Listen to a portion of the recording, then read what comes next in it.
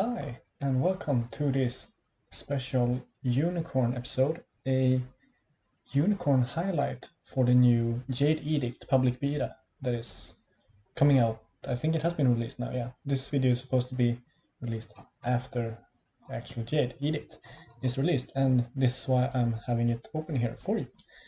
So as I said, this is going to be a bit of a more in-depth, but very brief anyways, look at how Unicorn will fare in this new meta, one could say. So first, I think we would like to take a look at what actually happened for Unicorn here. First of all, the big thing are the banned cards. The Rally Purge, as it's called, means that Season of War, Twilight Rider, Ride at Dawn, and Scholar of the Old Rumpet are no longer available for play. These are, apart from maybe Season of War and Red at Dawn, cards that were rarely played outside of the top meta decks. I for sure will miss Twilight Rider for a while, until read FAQ. The rally cards aren't gone forever. Yeah, those cards will be missing from the decks, which I think is a positive for Unicorn. As I said, the rally cards for Unicorn aren't the best, and like I will say a lot throughout this video, I think, the power level of the other cards that are on here are higher, so that means that the clans that own those cards will drop a bit in power. So it's a buff to Unicorn, this Rally Purge, for sure. Next up we have Seed of the Rich Frog, which is also banned. A bit of a hit to the Swarm deck, but with the Western Wind that came out now in Pack 4, I don't think that's going to be an issue for Swarm, as we will soon see.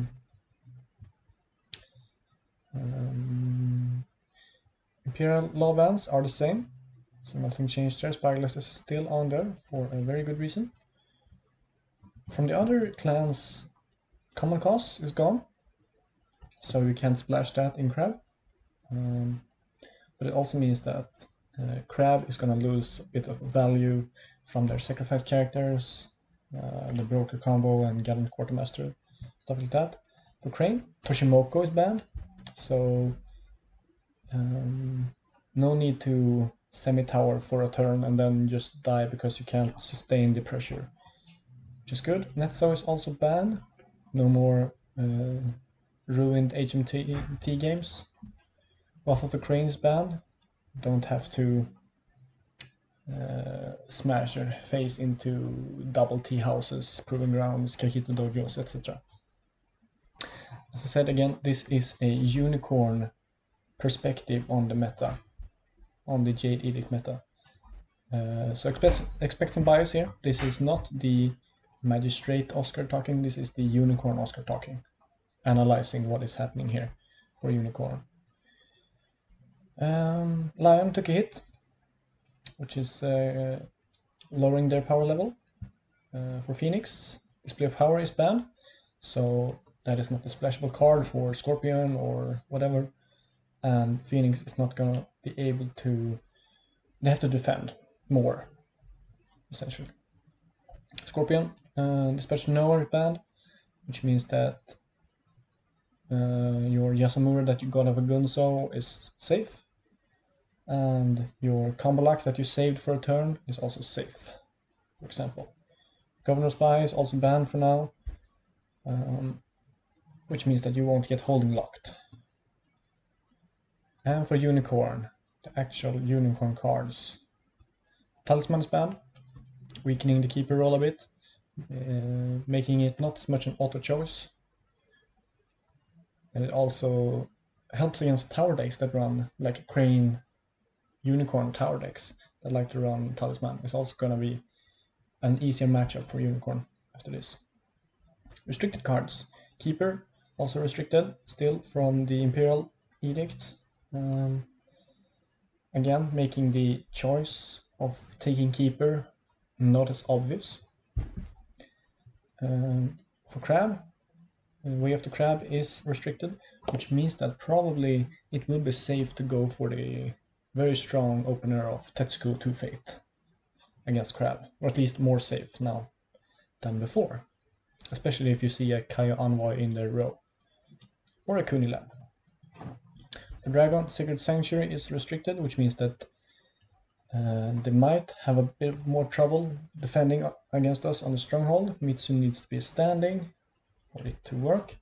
Sanpaku Seido also restricted, which means that Phoenix might have more trouble defending, or at least they have to defend with more than one character when we march in with the horde.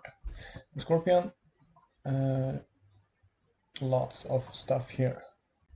The biggest one maybe is Shadow Step for the upcoming Combo-Lack combo, which was deemed too strong. And of course, Scorpion got a lot of restricted cards. Let's go over the free cards before we go into the Unicorn cards. For Crab, Pathfinder's Blade, opening up the Seeker package a bit. For Unicorn, if you deem you need both Ambusher and Pathfinder's Blade, or if you think that Ambusher is too expensive. For Scorpion, nothing special here. We don't care about Liar, we don't care about Catchball. So the Unicorn cards that got on the restricted list, for the same reasons pretty much, which will be in the Edict principles, yeah.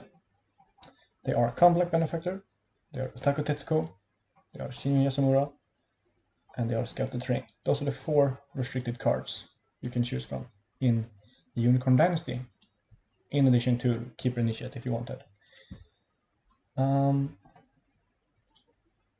Yeah, those are the 4 restricted cards. So that means that for the first time, for the first time, Unicorn actually has to make a choice as to what card they want. Well, there has been some more or less obvious choices for the restricted card, but now you really have to think about it. What deck do you want to build? Combo-Lack Benefactor supports combos, supports card draw, supports a more mid-range style, value plays, or tower if you want to even. Tetsuko, the aggressive, in-your-face powerhouse that we all know and love. Yasamura, if you want to go a bit wider, maybe ignore the combats, just sweep away the opponent, go around them, so to speak. Or Scouted Terrain if you just want to smash one province really hard. Scouted Terrain is on the watch list. It is a controversial card in and of itself because of that. Those traits it has, that it only cares about one conflict. But it was deemed that combat X should be a part of the game in some extent, but it is on the watch list if it is a problem for the game. So, as I said, 4 restricted cards, tough to choose, in addition to all the other choices you could have. You could have Reprieve, you could have Keeper Initiates, Miroto's Fury. Yeah, a lot of choices to make. So I figured I'd show you 3 decks that we have tested a bit in the Jade closed beta. And these are test decks, they are not optimized, they are just looking at what can Unicorn do. These are not, how do you say, yeah, optimized, that's a good word. So let's have a look at them. First up is a classic Keeper deck from HMT. It is Cycle of Vengeance, Upholding Authority, Khan's Order on Stronghold, Pilgrimage, and Endless Plains.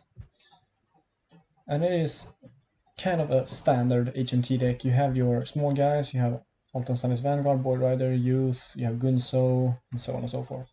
You have your mid-range characters like Kiora, and Swift Magistrate, and Nergui, a bit of tech cards, and you also have your big dudes in Minamikaze, Altan Ansarnai, and Chagatai. And restricted card here is Combo-Lack Benefactor. We also see some tents and some other interesting picks here. We see a Shinyu Scout 2-off here. As I said, these decks are not optimized. They're here to see what Unicorn can do and cannot do. On the conflict side, Assassination, Banzai, Bonds of Blood, Captive Audience, Reserve Censure, Flank the Enemy, Forburst Echoes, Join the Fray, Spoils, we have Open Hand Curblade, Elegant Hassen, Ambush, Shadow Steed, Crone, and Ambusher. So Lion Splash, as we said. And this deck really works to utilize Combat Benefactor to its greatest extent, using Bonds of Blood for free, along with tents. You can move in and move out, move in about character, move in about Benefactor, for example, Bonds of Blood it out. Lots of cool combos you can do here. Tents with Flank the Enemy, with Benefactor is free. One cost Join the Phrase. Also Ageless Crone to prevent the opponent from playing cards while you are playing cards for normal cost, so to say. So you can play Bonsais for free if you have both Benefactor and Crone in the deck, in the conflict, I mean. Also with Parent Ambush, of course, really strong combo with Benefactor, playing characters with a discount, which is the reason why Uji got errata'd, first Uji. So it's cool that Unicorn can do that themselves. Yeah, so this deck plays pretty much the same as a standard list would do. It goes fast, it goes aggressive, it goes value. Echoes into Benefactor, into Conflict. Echoes on a Minamikaze, Join the Fray, cheaper. Yeah, this deck really can swing a lot. So that's the first deck, it's a Keeper of Air. Second one is a, let's go with this one first, is a Seeker of Air. As I said, Keeper and Talisman, both gone. You can pick Keeper if you want, Keeper Initiate. But this means that Seeker rolls are suddenly a very attractive option for Unicorn as well. It's not, Keeper is not the obvious choice anymore, which is cool. There is actually some thinking to do here, whether you want the money from the Seeker or if you want that Keeper roll. So here it is, Unicorn featuring Crab, Border Fortress, Cycle of Vengeance, Falling Authority, Consordo, and Endless Plains. And I gotta say, Cycle of Vengeance has been really nice for Unicorn since it was released. A really nice air choice if you're not into Border Fortress or Fertile Fields, Manicure Garden, those classic stuff. Cycle is really nice. So the actual Dynasty deck is quite similar. It runs the small guys, it runs Gunso, it runs Youth, Vanguard. It also runs the Seeker card, Gunso Warrior, which we don't see that much. It's a very swingy card, but it's cool that it can see play. And we also see Combat Benefactor as the restricted card of choice here. But I could see an argument for taking either Yasamura to up your Gunso triggers or Tetsuko, because Tetsuko is strong. But as we have Benefactor here, this deck has gone for 3 Bonds of Blood and 1 Wave to Open Hand, skewing the ratios a bit. So that is something you can do. You can lean heavily into the Fated cards. We also Join the Fray, of course, in Cavalry Reserves. And Pathfinder's Blade as the not restricted card, but the secret card of choice here. So we have Ambusher and Pathfinder's Blade from the Crab Slash. And Hiruma Skirmisher for that covert, which is kind of cool, because you don't need Yasamura here. You pick Skirmisher instead. As a weaker option, sure, but it is an option if you want to take Benefactor, and also Skirmisher is free with Benefactor. Along with Goblin Sneak. Goblin Sneak for 1 is really strong with Benefactor, some Fate control here. Yeah, really cool. And I think the updated version of this also runs the 1 cost Soul Weaver from pack 4. So again, Seeker, that is, I think this deck is at least as strong as the other one in terms of power level, for sure. And the last one is a Shiroshinyo deck. Shiroshinyo is very much playable, I would say, in Jade. Mid-range combo decks, like with Keeper of Secret Names, or yeah, mid-range decks with Dayu and all the good 4/3 costers. There aren't that many, but you know, with those guys, you know, Dayu and Keeper of Secret Names and Benefactor. But you can also play Swarm, which I find very fun. This is my personal deck. I think it's up to date. It should be. It's the latest test at least. It is Seeker of Earth, Cycle of Vengeance, Courteous Greeting, Vessel Fields, Consordu, Pilgrimage. No Appalling Authority here because of the +2 Bronze Strength, but I think it's an option. I did play Appalling before, and I personally like 5 Strength Appalling. It's a weakness I have when I deck build, that I like bad cards. That's the way it is. So yeah, this is a very swarmy deck, very low curve, as you can see. 18 2-costers and 8 1-costers. Really going wide here. And the restricted card again is Combo Like Benefactor. So all these decks run Combo Like Benefactor, but again, in these HMT decks, you could make the argument for playing Tetsuko or Yasumura. And again, in this deck as well, if you mix up the conflict deck a bit, you could very much run Yasumura or Tetsuko. But yeah, this deck utilizes going wide as a strategy, and let's see if I can show you the picture I got from turn 2.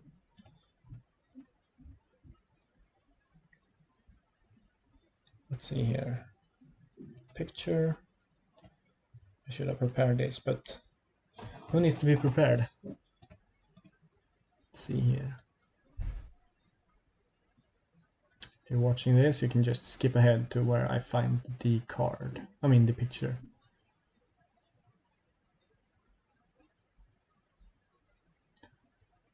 Let's see, is that the one? No, that's not the one. Is that one? That's the one. Okay. So here you can see, this is turn 2. Yeah, this is turn 2. And I had prepared ambush in hand as well. And I had a lot of fate. That was a fun turn. Really fun turn. So Unicorn can do some really interesting shit here. Let's close that down.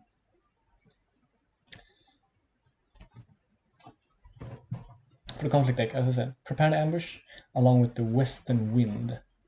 Your goal is to flip a lot of provinces, and the payoff is Western Wind and a lot of fate and a lot of characters. Wow. Molto bene. You could definitely play this deck out of Crab as well, with the Skirmishers and Reprieve. Or something like, what's another good wide strategy? Yeah, I just find Lion to be the best because I like For Greater Glory. It's one of my pet cards. But the point here is that all these decks are very much viable for Unicorn. Very much so. They're not optimized again. Let's just turn off these notifications. Where do you turn off notifications? There. They are not optimized, but they are very much competitive and have seen a lot of success in testing. And as you can see from these, is that Combo Like Benefactor is popular choice for restricted card, but I do again recommend Tetsuko. We did have a very strong Dragon Splash Tetsuko deck, and also a, yeah, that was it, the Keeper of Void Tetsuko deck is really strong. With Dragon Splash, Tattooed Wonder, and Let Go. So yeah, what does this mean? Where is Unicorn in the meta? They are not top tier in this way that Scorpion was top tier, or in the way that Lion is top tier now. They are not the best. Because it's hard to make cards better. when you can't touch the cards. You know, all that stuff. You know why. But they are definitely better here in Jade than in Imperial. I can say that for sure.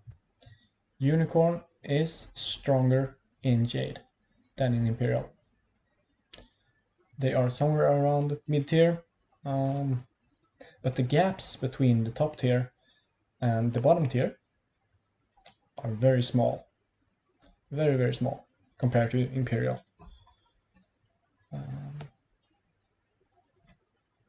So yeah, I think Unicorn is gonna... I know there are some questions raised about the restricted choices here. We are looking at Unicorn. If the restrictions are too rough, they might get changed. But as it stands, they are playable, they are strong, they are fast, they can go wide, really wide. Let's just pull this up again. Choof. Look at that. This is not Imperial. This is Jade. So yeah, I urge every unicorn to give this a try. Take these decks or try with your own decks. You're gonna see that you have a lot of choices to make here. Lots of fun cards you can add in when you remove all the rally auto includes. For example, you have Tetsuko, combo like Yasamura is gonna become one choice, so that's 6 cards gone. And then you have Ride at Dawn and Season of War gone. That's another 6 cards. So you have 12 new slots to play with in your Dynasty deck. How's that? Really cool. But that's it. I urge every unicorn to try it, test it out, feel the format. Does it work? Does it not work? And provide feedback for us. Join the clan war and join the public beta that is going to start soon. And have fun with Unicorn. This is really fun, I promise. And if you don't like it, give us the feedback why. What is the problem? What is not working out? And let's help us make this the best L5R we can for now. There will be more later. Lots more fun later. And on top of that, mentioning that, what do you say? You know what I mean. Apply for the lead roles for the continuation project. They are somewhere on Discord. Talk to Steelfur if you need to know more. Let's make this happen. Let's make L5R a really great game again. And let the 4 winds ride with you. I'm Oscar, and have a great day.